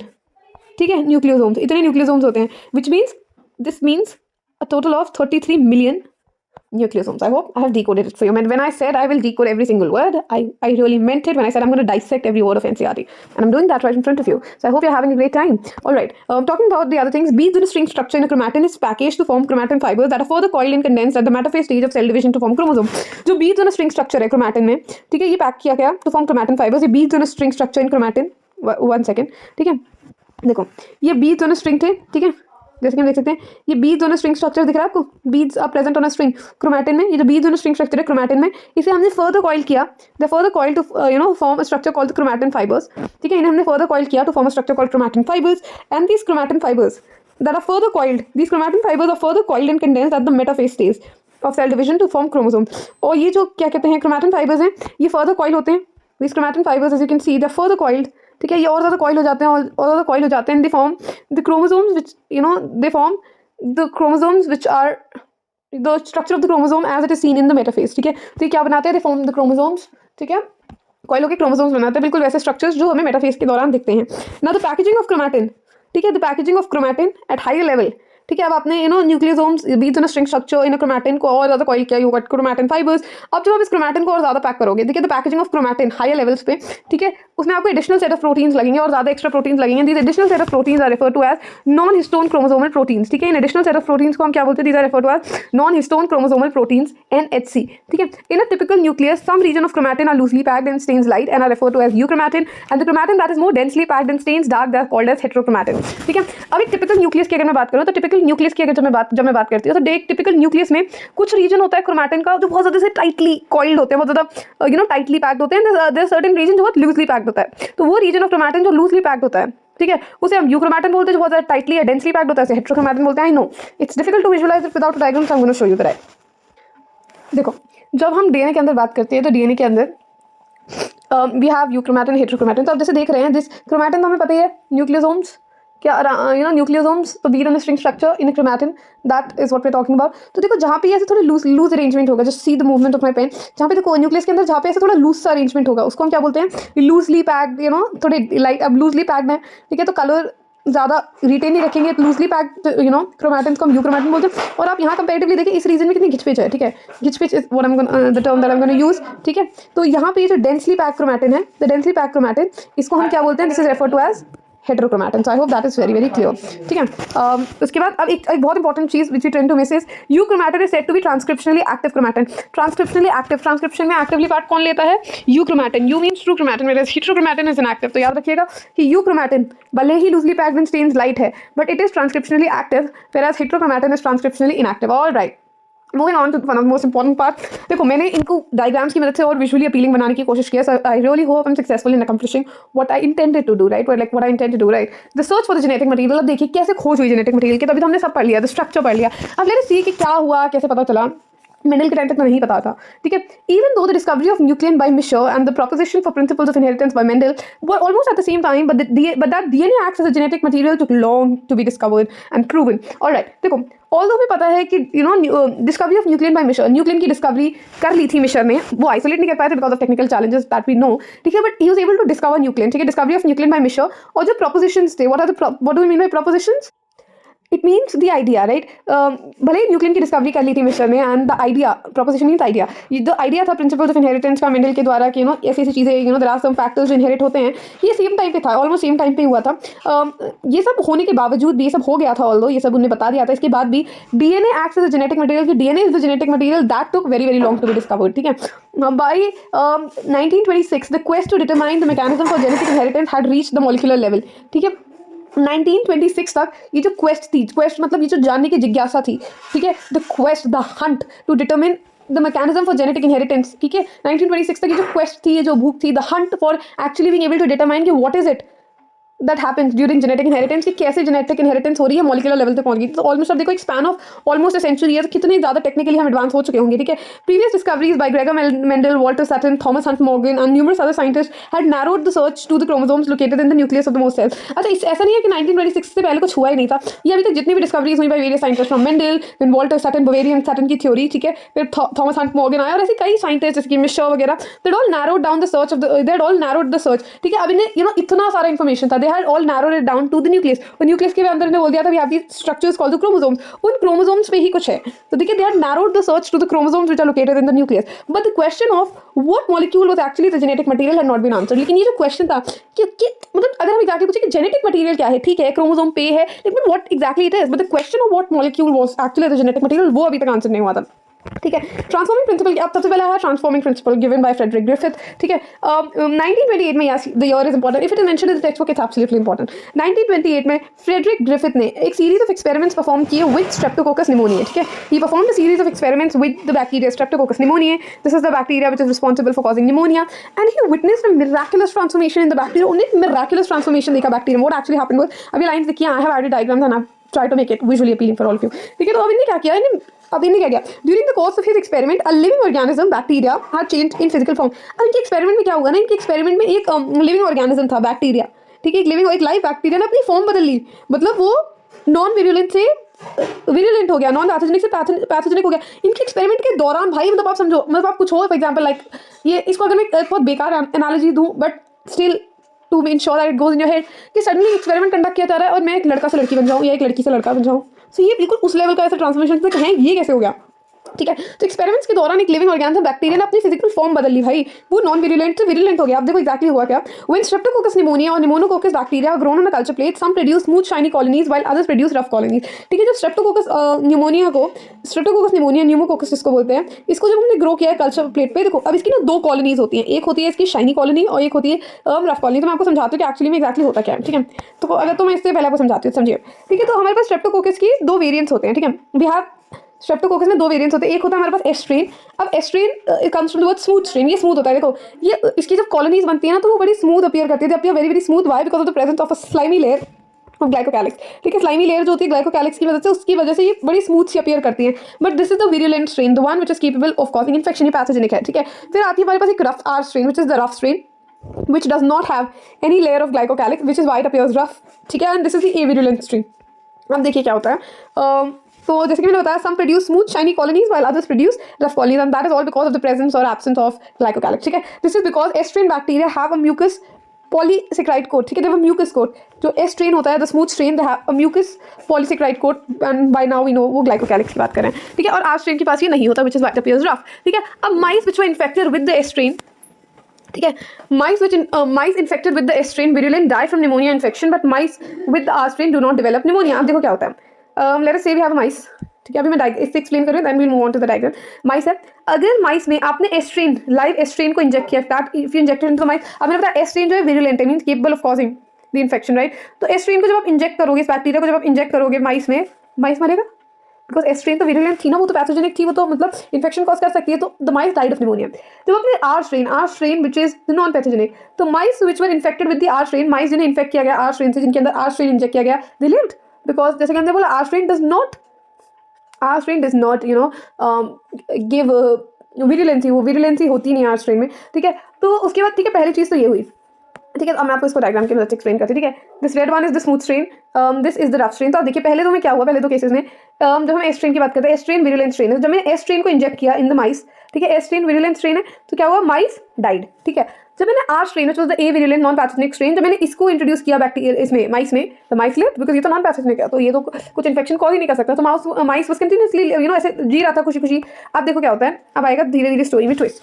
Griffith was able to kill the bacteria by heating them. अब जैसे मैं बताया कि हम वाटर बॉईल करते हैं, why, because to ensure that कोई माइक्रोब्स, कोई हार्मफुल बैक्टीरिया, जर्म्स ना हो, because you know if you know you heat them, you able to kill them. ठीक है, आप उन्हें मार सकते हो. Griffith was able to kill the bacteria by heating them. Same Griffith ji ने भी यही किया. ग्रिफिथ जी ने क्या किया, he was able to kill the bacteria by heating them. उन्होंने बैक्टीरिया को मार दिया बाय हीटिंग देम. अब एक नया स्ट्रेन लिया, अभी इसका थर्ड, पार्ट 1 पार्ट 2 हो गया, पार्ट 3 पे आते हैं कि अब उन्होंने जो बैक्टीरिया लिया, उन्होंने बैक्टीरिया को मार दिया. अभी तक तो लाइव बैक्टीरिया इंजेक्ट करे थे, उन्होंने बैक्टीरिया को किल कर दिया.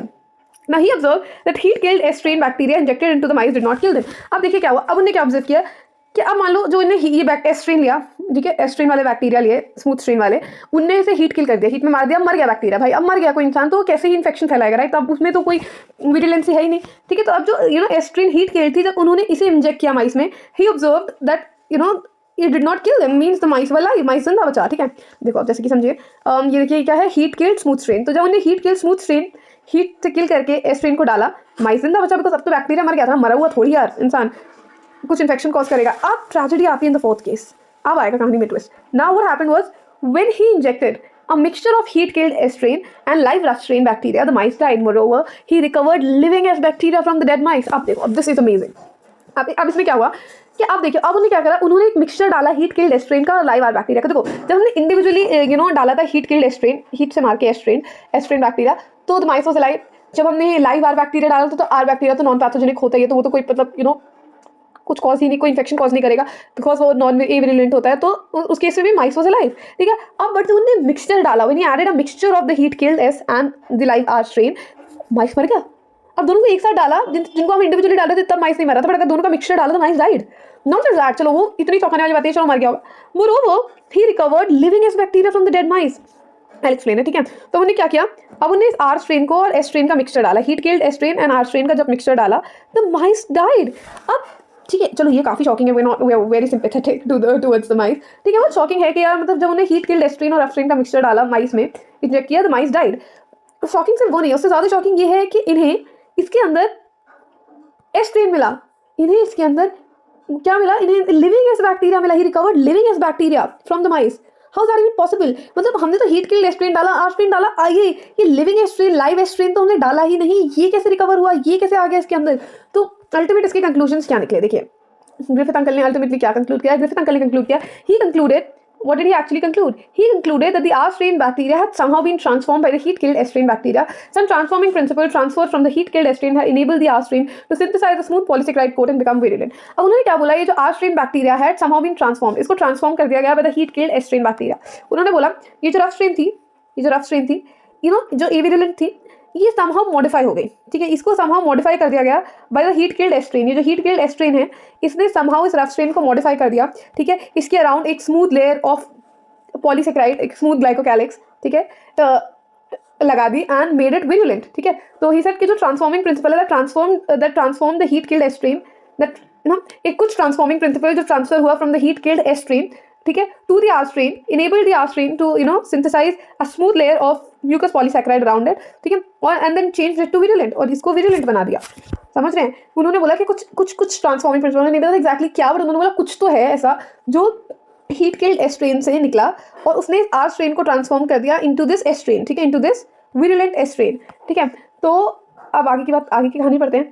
This must be due to the transfer of the genetic material. ये पक्का हुआ होगा because of the transfer of genetic material ना. However, the biochemical nature of the genetic material was not defined from his experiments. Biochemical nature की what is the chemical composition of the genetic material, chemical nature क्या है genetic material का, वो नहीं पता चला था उनके experiment से. उन्होंने बस ये बता दिया कुछ तो है जो हीट किल्ड एस्ट्रेन से आर स्ट्रेन में गया, जिसने आर स्ट्रेन को एस्ट्रेन बना दिया, विरुलेंट एस्ट्रेन बना दिया. अब पता करते हैं the biochemical characterisation of the transforming principle. Now we have 3 legends into the picture. We have Avery, McLeod and McCarthy. Sounds so cool, right?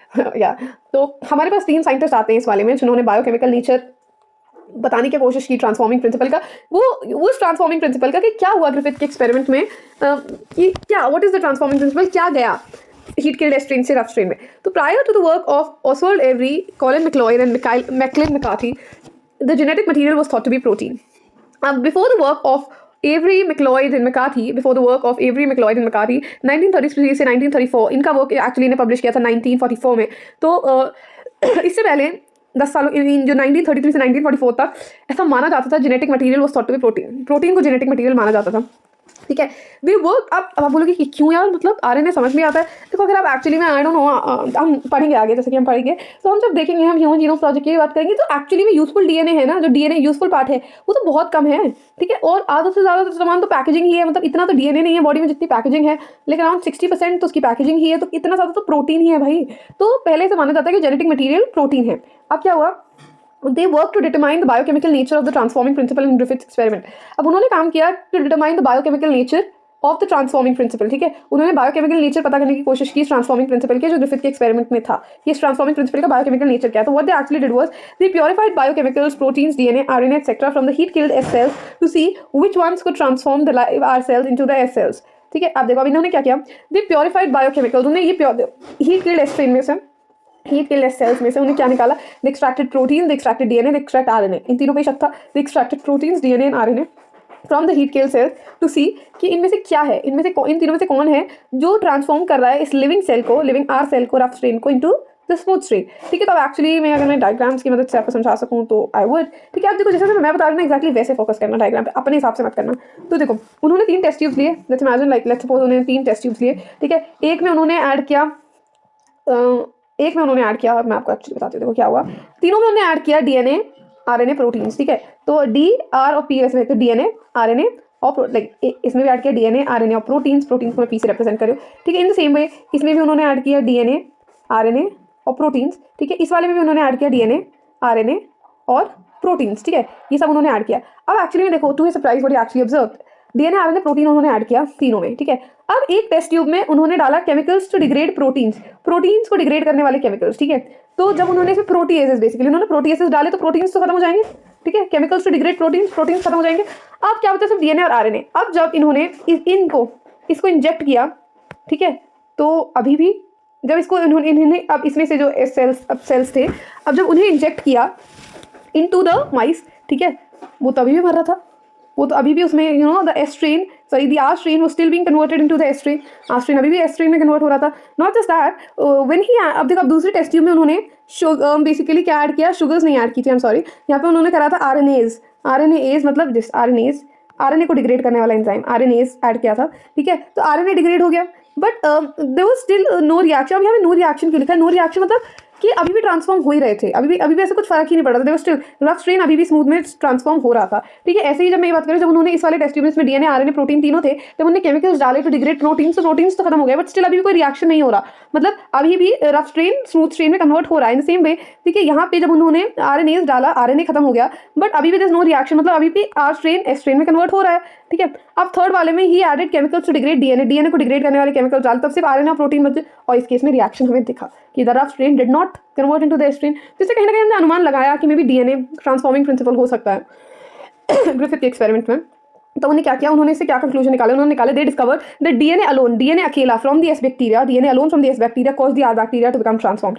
They also discover that protein digesting enzymes proteases and RNA digesting enzymes RNases did not affect transformation. ठीक है, मैंने क्या बताया कि उन्होंने यही देखा कि जो प्रोटीन डाइजेस्टिंग एंजाइम्स थी प्रोटीएसेस, आरएनए डाइजेस्टिंग एंजाइम्स लाइक आरएनएजेस, उन्होंने अफेक्ट ही नहीं किया ट्रांसफॉर्मेशन. मैंने बोला ट्रांसफॉर्मेशन अफेक्ट, हमने प्रोटीएसेस डाले तब भी नो रिएक्शन, मतलब ट्रांसफॉर्मेशन हो रहा था, they did not affect transformation. जब हमने आरएनएजेस डाले तब भी ट्रांसफॉर्मेशन हो रहा था. तो तो इससे हमें ये तो पता चला कि transforming substance was not a protein और आरएनए। हमें ये तो पता चल गया कि ट्रांसफॉर्मिंग सब्सटेंस जो है, जो एस बैक्टीरिया से आर बैक्टीरिया में जा रहा है, वो प्रोटीन या आरएनए तो नहीं है। नो, डाइजेशन जो हमने डीएनए के साथ कराया, that did inhibit means stop, that did inhibit that stop transformation, suggesting कि डीएनए कॉज द ट्रांसफॉर्मेशन, कि डीएनए कहीं ना कहीं ट्रांसफॉर्मेशन करा रहा है। तो दे कंक्लूडेड, उन्होंने क्या इससे कंक्लूजन निकाला कि DNA is the hereditary material, DNA है hereditary material, but not all biologist were convinced. ठीक है, अब उन्होंने तो ये बोल दिया, उन्होंने बोल दिया कि हाँ यार, ग्रिफिथ के ट्रांसफॉर्मिंग प्रिंसिपल में DNA is what is being transferred from the S strain to the R strain, तो पक्का डीएनए हेरिडिटरी मटेरियल है। हेरिडिटरी मींस जो इनहेरिट होता है एक जनरेशन से दूसरी जनरेशन में, but not all biologist were convinced, सारे के सारे कन्विंस्ड नहीं थे, बोल रहे थे एक मतलब ये तो ये हाँ ये हम मान सकते हैं कि ट्रांसफॉर्मिंग प्रिंसिपल जेनेटिक मटेरियल वो है डीएनए, पर तुमने बोला हेरिडिटरी मटेरियल, ये हम मानने को तैयार नहीं है। तो आप देखिए, अब आएगा हर्शी और चेज का experiment which gave the unequivocal, which is unquestionable proof, the undeniable proof that DNA indeed is the genetic material. अब हम quickly ना ये वाला experiment और करेंगे, उसके बाद we'll wrap this up because I don't want to stretch the video for too long, and then we'll make a part 2. Obviously we'll have to, ठीक है, और then we'll continue the remaining experiments and further part in that chapter, in that video. Okay. अब genetic material की जब मैं बात करती हूँ, जेनेटिक मटेरियल डीएनए है। The unequivocal proof that DNA is the genetic material came from the experiments of Alfred Hershey and Martha Chase. Now this is not the Hershey that you thinking about, Hershey syrup वाला Hershey नहीं, is a different scientist. ठीक है, तो ये जो unequivocal, now what do we mean by the word unequivocal? Unequivocal मतलब unquestionable, like something which leaves no doubt, जिससे मतलब कोई शक की गुंजाइश ही ना हो, like it was not even questionable, like एकदम क्लियर कट प्रूफ दे दिया उन्होंने, वेल डिफाइंड प्रूफ, लाइक ठीक है। तो he gave the unequivocal, like unquestionable proof that DNA ही genetic material है, ठीक है, from the experiments that they conducted. Who were the scientists? It was Alfred Hershey and Martha Chase. Now they worked with viruses that infect bacteria called bacteriophages. अब उन्होंने अपने experiment में किसके साथ काम किया? उन्होंने अपने experiments में use किया viruses which are infecting the bacteria, जिन्हें हम bacteriophages बोलते हैं। viruses which infect bacteria, जिन्हें हम bacteriophages बोलते हैं। अब basically उन्होंने क्या किया? The bacteriophage attacks the bacteria and its genetic material then enters the bacterial cell. तो भी क्या होता है, हमने ना viruses को बैक्टीरिया का इन्फेक्शन कराया वायरसेस से, तो we ensured that we made sure that we infect the bacteria with the viruses. तो viruses को हमने इंट्रोड्यूस किया, viruses they infected the bacteria. Now these viruses which infected the bacteria are called bacteriophages, जैसे कि मैंने बोला। और ये bacteriophages जब भी अटैच, ये when they attach to bacteria, जब भी अटैक करते हैं, अटैच होते हैं, ये बैक्टीरिया से चिपकते हैं and they transfer the genetic material, ठीक है, तो ये अपना ट्रांसफर करते हैं genetic material to the bacteria। अब इनका जो genetic material enters the bacterial cell, अब क्या होता है, the bacterial cell will treat the viral genetic material as if it was its own and subsequently manufacture more virus particles. तो अब क्या होगा, ये जो बैक्टीरियल सेल है, ठीक है, ये जो बैक्टीरियल सेल है, ये जो जेनेटिक मटेरियल वायरस ने इंसर्ट किया, अब ये इस वायरल जेनेटिक मटेरियल को ट्रीट करेगा as its own genetic material. अरे क्योंकि क्या करता है ना, जो वायरस का जेनेटिक मटेरियल होता है, ये बैक्टीरिया के जेनेटिक मटेरियल से कंबाइन हो जाता है, तो बैक्टीरिया बेचारा सीधा साधा वो डिफरेंशिएट नहीं कर पाता कि अरे ये मेरा खुद का जेनेटिक मटेरियल है, तो जैसे वो खुद रेप्लिकेट हो रहा है, वायरल जेनेटिक मटेरियल को भी रेप्लिकेट कर रहा है, ठीक है। तो the bacterial cell treats the viral genetic material as its own, ठीक है, and subsequently manufactures more virus particles, और ऐसे ऐसे धीरे धीरे कर करके और ज़्यादा वायरस पार्टिकल्स मैन्युफैक्चर करता जाता है। अब देखिए क्या होता है, अब Hershey and Chase worked to discover whether it was protein or DNA from the virus that entered the bacteria। अब उन्होंने वायरस को क्यों चूज किया? देखो वायरस में सिर्फ दो ही चीज़ें हैं, ठीक है, एक है डीएनए,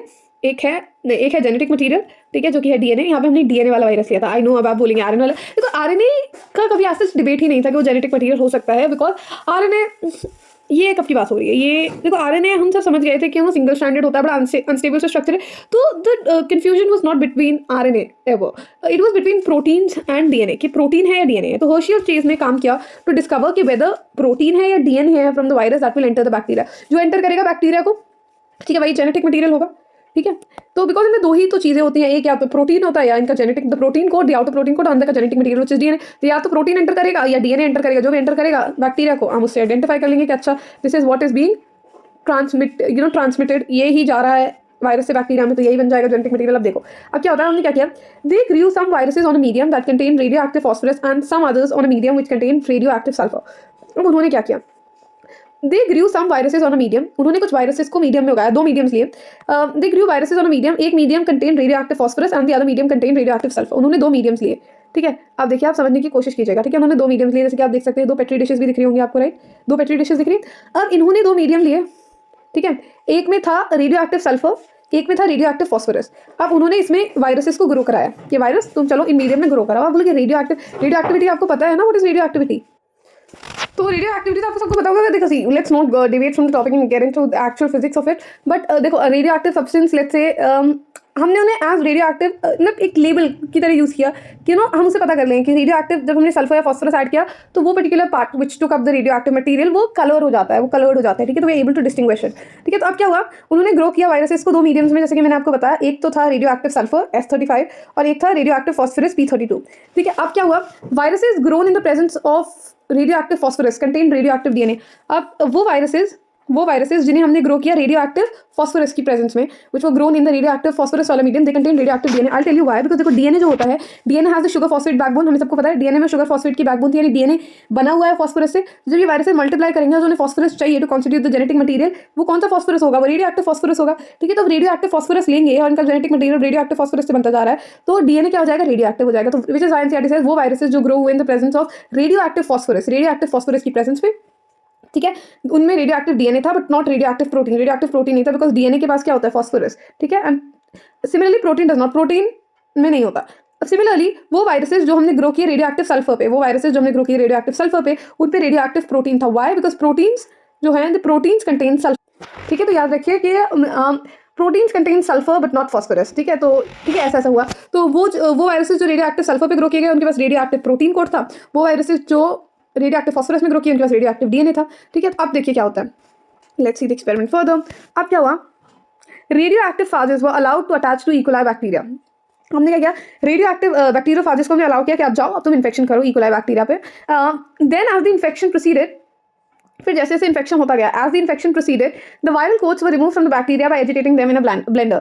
अब क्या हुआ? हमने बोला कि प्लीज जाइए, हमने इन्फेक्शन कराया। देखिए अब हम समझाते हैं आपको, ठीक है। अब हमने क्या किया, हो गया, हमने यहाँ पे इसमें radio active sulphur radio active phosphorus में हमने रेडियो एक्टिव वायरसेस बना लिए, ठीक है। अब हमने क्या किया? अब हमने इन्हें इकोलाई पे अटैक कराया कि ये रहा लेट्स से अपना इकोलाई। अब ये वायरसेस आ रहे हैं और वायरसेस को हमने अटैच कराया कि आओ अब इकोलाई को इन्फेक्ट करो, ठीक है। और उसके बाद क्या किया? जब हमने इन्फेक्ट करा लिया तो जो भी जेनेटिक मटीरियल होगा वो तो अंदर चला गया होगा, बाहर जो भी सामान है, बाहर जो भी सब्सटेंस है, ठीक है, वो क्या होगा? उसको हटाना है, ठीक है। अब जो जेनेटिक मटीरियल है वो तो अब जब इन्हें इन्फेक्ट कर दिया तो जेनेटिक मटीरियल तो इन्हें अपने इंसर्ट कर दिया होगा बैक्टीरिया में, जो भी बाहर एक्स्ट्रा कुछ है उस सबको हटा दो। जो वायरल कोट्स हैं, ठीक है, जो प्रोटीन कोट्स हैं उन्हें हटा दो, ठीक है, क्योंकि प्रोटीन होगा तो जो प्रोटीन अंदर जाना होगा तो चला गया होगा। सारी वायरल कोट्स को हमने हटाया from the bacteria, how? By agitating them in a blender. अब देखो सेंट्रीफ्यूज नहीं किया, अभी पहले हमने एजिटेट किया एक ब्लेंडर में, ठीक है, एजिटेट किया ब्लेंडर में, ये देखो एक ब्लेंडर लिया हमने, इसे ब्लेंडर में एजिटेट किया, एजिटेट मतलब ऐसे घुमाया, ठीक है, ताकि जो सारी प्रोटीन कोट्स हैं ये हट जाए बैक्टीरिया पे से। अब हमने क्या किया? इसके बाद हमने the virus particles were separated from the bacteria bye spinning them in a centrifuge. तो ये जो एक्स्ट्रा पार्टिकल, ठीक है, अब हमने वायरल कोट्स को हटा दिया बैक्टीरिया से by agitating spinning them in a blender. अब हम क्या कर रहे हैं ना, अब हम वायरस पार्टिकल्स और बैक्टीरिया को सेपरेट करेंगे। कैसे सेपरेट करेंगे? By spinning them in a centrifuge. तो अब हम इनका सेंट्रीफिकेशन करेंगे। हम एक सेंट्रीफ्यूज ट्यूब लेंगे, ये देखो हम एक सेंट्रीफ्यूज ट्यूब लेंगे और अब हम इसका अल्ट्रा सेंट्रीफिकेशन करेंगे, ठीक है, सेंट्रीफ्यूज करेंगे। अब अल्ट्रा सेंट्रीफिकेशन के बाद क्या होगा?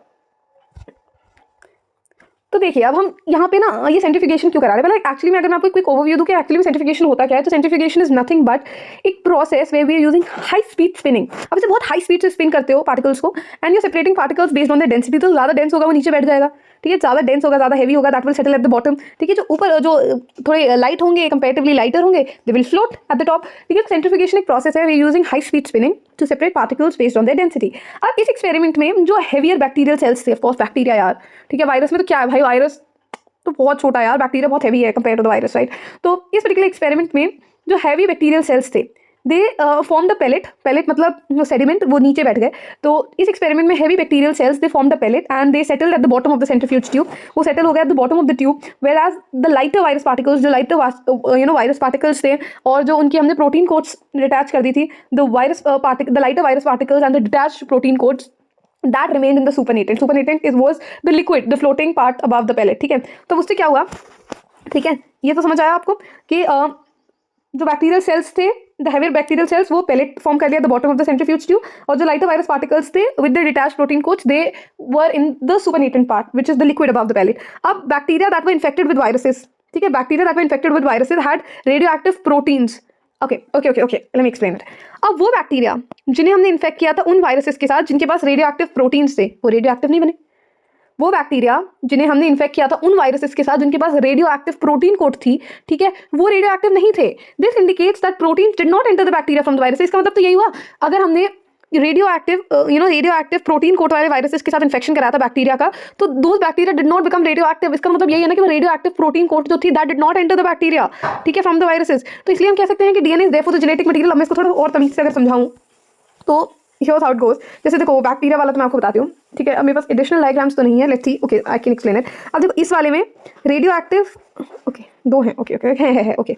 अब देखिए समझिए, अब एक वाले में क्या हुआ, इसमें हमने जो सल्फर वाला था इसमें रेडियो एक्टिव प्रोटीन कोट्स थे। हमने जब इसको अल्ट्रा सेंट्रीफ्यूज किया, heavy bacterial cells they form the pellet, and they settle at the bottom of the centrifuge tube, और जो लाइटर वायरस पार्टिकल्स थे दे फॉर्म द सुपरनेटेंट। तो जब हमने ये देखा तो अब हमने देखा कि यार यहाँ पे तो सुपरनेटेंट में रेडियो एक्टिविटी आ रही है, सुपरनेटेंट में रेडियो एक्टिविटी आ रही है, मतलब प्रोटीन कोड्स तो ऊपर ही रह गए भाई, रेडियो एक्टिव प्रोटीन कोड्स ऊपर ही है, मतलब जो बैक्टीरिया में जो एंटर किया वो रेडियो एक्टिव प्रोटीन कोड्स तो थे ही नहीं। अब दूसरे वाले केस में जो बैक्टीरिया को उन्होंने इन्फेक्ट कराया था विद रेडियो एक्टिव डीएनए, ठीक है, जब उन्होंने बैक्टीरिया को इन्फेक्ट कराया था with viruses which had radio active DNA, ठीक है, उनमें उस केस में तो रेडियो एक्टिविटी पैलेट में दिख रही थी, रेडियो एक्टिविटी पैलेट में दिखी, मतलब कि वो वाले वायरसेस जिनको हमने रेडियो एक्टिव डीएनए, जिनके पास रेडियो एक्टिव डीएनए था उसमें हमें पैलेट में रेडियो एक्टिविटी दिखी, मतलब बैक्टीरिया बिकेम रेडियो एक्टिव, मतलब डीएनए जो रेडियो एक्टिव डीएनए था फ्रॉम द वायरस वो एंटर किया होगा into the bacteria inferring it radioactivity, ठीक है। और इस केस में सुपरनेटेंट में रेडियो एक्टिविटी नहीं दिखी, ठीक है। तो एक केस था जिसमें हमें सुपरनेटेंट में हमें रेडियो एक्टिविटी दिखी, और एक केस था जिसमें हमें पैलेट में रेडियो एक्टिविटी दिखी। पैलेट में रेडियो एक्टिविटी दिखी किस वाले केस में, उस केस में जिसमें हमारा जो वायरस था उसका DNA was radio actively labelled, ठीक है, डीएनए रेडियो एक्टिवली लेबल्ड था, ठीक है। तो उस केस में एक्चुअली क्या हुआ, तो या this is pretty much it. सबसे पहले इन्फेक्शन कराया, फिर ब्लेंडिंग कराई, फिर सेंट्रीफिकेशन कराया। तो यहाँ पे देखते हैं no radioactive S35 detected in the cells. Radioactive वाली जो रेडियो एक्टिव पार्ट था, radio active sulphur 35 that was detected in the supernatant. Second case में जो रेडियो एक्टिव P32 था that was detected in the bacterial cells, और कोई भी radio activity नहीं दिखी इन द सुपरनेटेंट, ठीक है, ठीक है। अब the properties of the genetic material की बात करें, ठीक है, तो इससे हमें क्या प्रूव हो गया, this give the unequivocal proof that DNA Indeed is the genetic material, because जो रेडियो एक्टिव डीएनए था वही तो ट्रांसफर हुआ बैक्टीरिया में। आई hope you understanding right, radio active DNA तो ट्रांसफर हुआ बैक्टीरिया में, and that is what imparted is the radio activity. तो इससे हमें पता चल गया this give the unequivocal, unquestionable, undeniable, clear cut proof that DNA Indeed is the genetic material, ठीक है। हर्शी और चेज के एक्सपेरिमेंट ने ये प्रूव कर दिया था। ऑलराइट, चलिए मूविंग ऑन, ठीक है। तो अभी हम करते हैं this particular video, let's just keep it till here because I think the video has already been for around about 2 hours long, तो 2 घंटे की हो चुकी है already, and I think will do the remaining part in the next video, and I hope you had a great time. Till then, happy learning. This is Diya signing of.